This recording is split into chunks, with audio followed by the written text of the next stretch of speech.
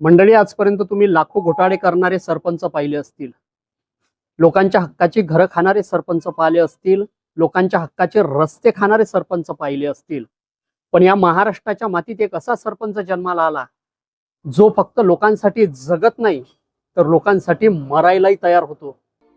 हे अश्रू आहेत एका अशा माणसासाठी ज्या माणसाने स्वतःपेक्षा इतरांचा विचार केला।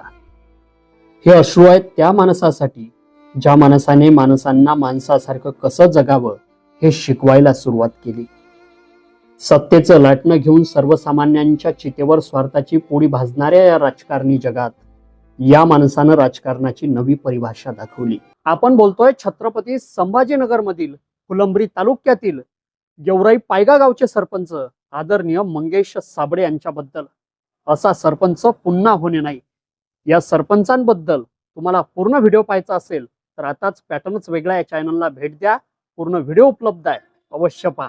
धन्यवाद।